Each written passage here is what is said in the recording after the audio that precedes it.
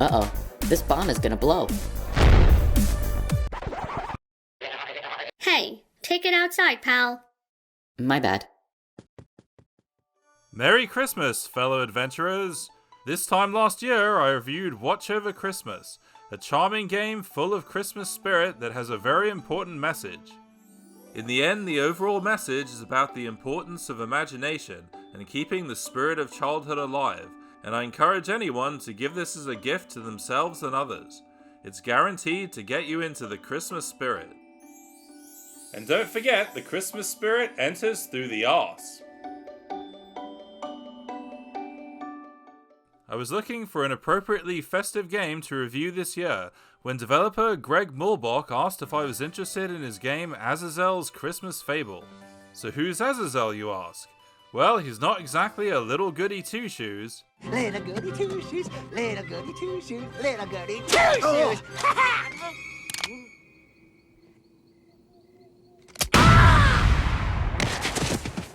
He's actually an imp from the underworld who's been sent on a mission by his infernal overlord Gorgamon the Great to find and destroy a feeling of joy that's coming from the North Pole, which has something to do with someone called Claus.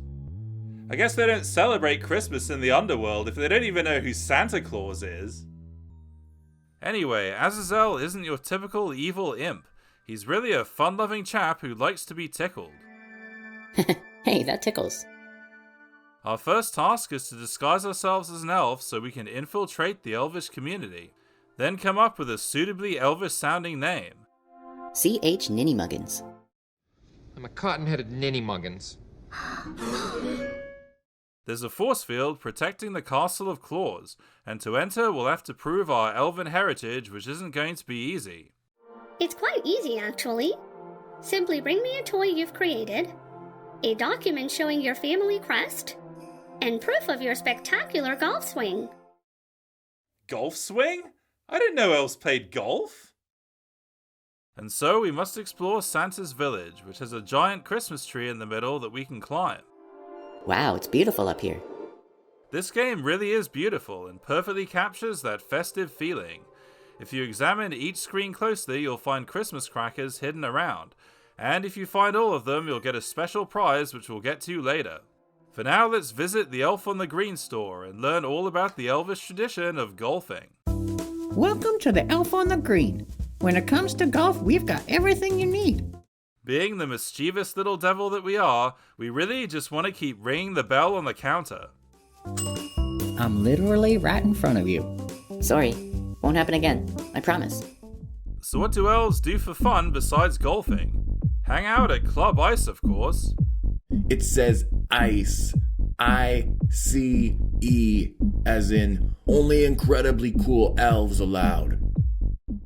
Hey, we're an incredibly cool elf.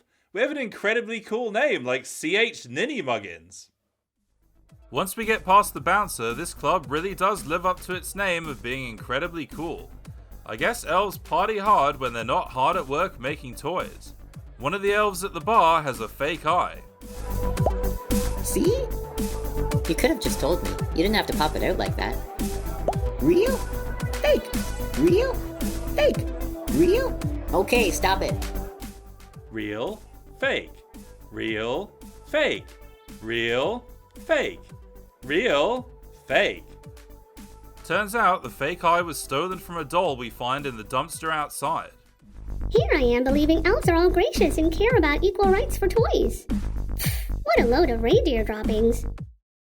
That's Santa speak for a load of shit. And so the doll tips us off about the combination to this safe that contains some glitter bombs.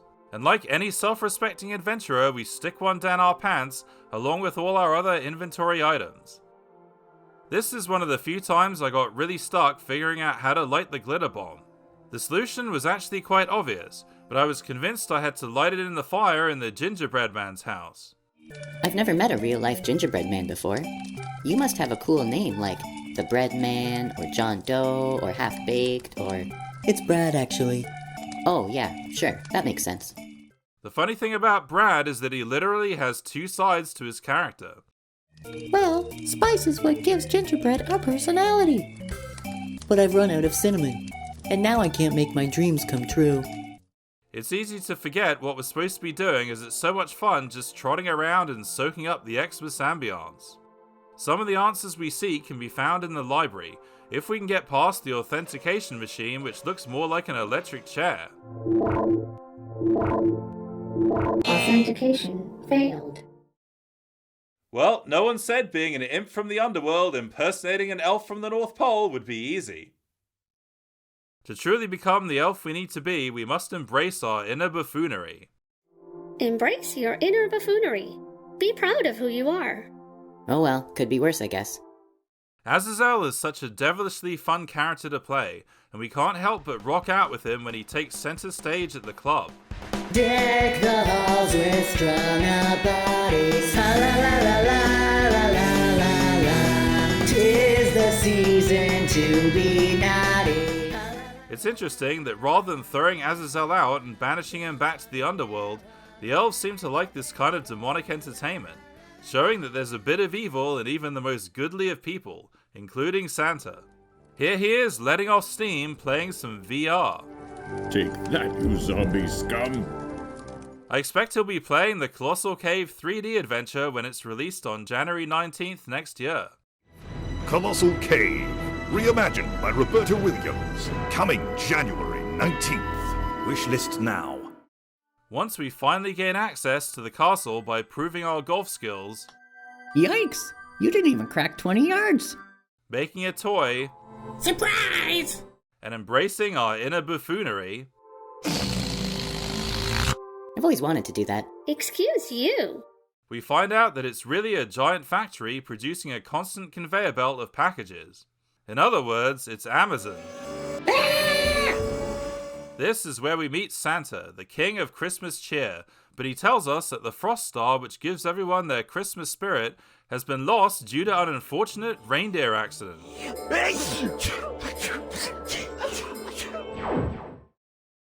Oh, so that's why Rudolph's nose is so red. He's actually freezing to death. Instead of putting an end to Santa like he was ordered to, Azazel volunteers to look for the frost star. Oh, you're serious? For this, we'll need a map that can be found in the library. We just need to figure out the Document Use Management System, or DOM. I'm questioning the efficiency of this document retrieval system. This isn't quite as complicated as it looks, and in general, the puzzles are pretty well balanced.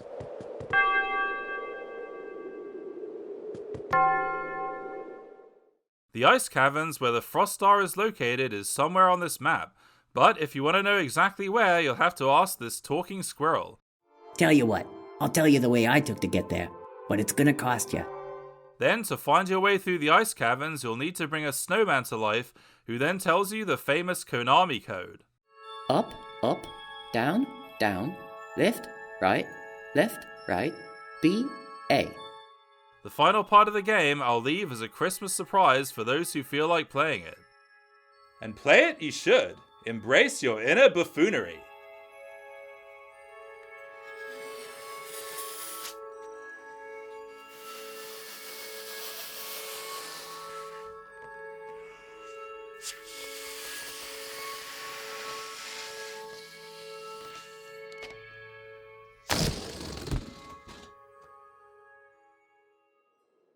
If you manage to find all the Christmas crackers, you're crowned as the King of Christmas Cheer.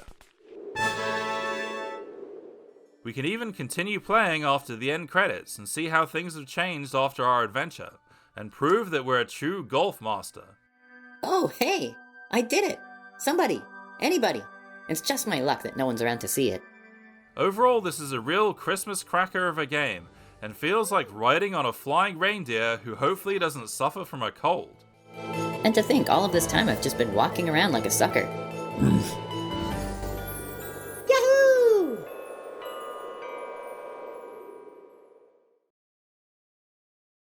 And play it you should. Embrace your inner buffoonery.